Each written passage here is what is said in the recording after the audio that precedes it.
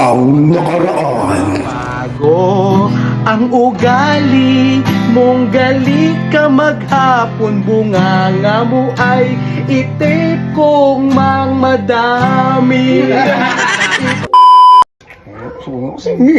Kumanta ka, guys. Oh, tingnan nyo. Oh, diba? Napakatarado. Tape na madami. Guys, pinag-compose ko siya ng kanta. Kantahin mo. Kumanta ka na. Kanta. Bilisan mo. Kantahin mo na ngayon. Kantahin mo na. Kantahin mo na. Guys, para sa inyo lahat to, pakinggan nyo ha. Bibiro lang ako eh. Bilisan mo, marap ka na. Tsaka tanggalin mo na yan ha. Tatanggalin mo. Tanggalin mo na. Nakashades ka pa gabing-gabi. Wala ka dyan. Bilisan mo na. Kumanta ka na. Sige na. Guys, pakinggan nyo. Ang ganda ng compose. Hindi ko kasing alam eh. Ikaw maraming alam eh. Ikaw maraming sinasabi sa akin, di ba? Total, magaling ka mag-compose. Oh. Ayan ang gusto mo, di ba, pinagko-compose? Yung nagko-compose ka ng kanta sa akin. Sige na. Alam mo. Huwag mo kasi may kuryente yan eh. At talaga, kuryentein kita na, namumuro ka na sa akin. Sobra ka na. Galingan mo. Guys, para sa inyo lahat yan, pakinggan nyo.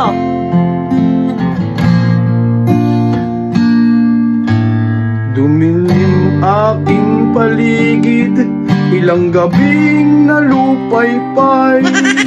Suntok tadyak ng misis ko, ako'y pinagmalupitan.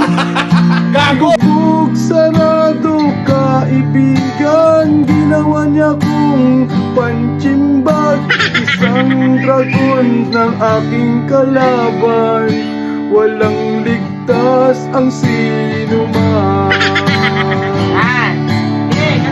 Di nalalaban sa'yo pag ako'y inaway mo. Ilang dragon pa bang nabubuhay ng tulad mo? Bawal inom, bawal ang prank, bawal ding lumabas. Pagluluto, paglalaba, ikaw na ang batas. Pasensya ko eh. Pwede na yun. Galing, di ba guys? Ang galing. O, tanggalin mo yan. Tanggalin mo yung pakita mo sa kanila.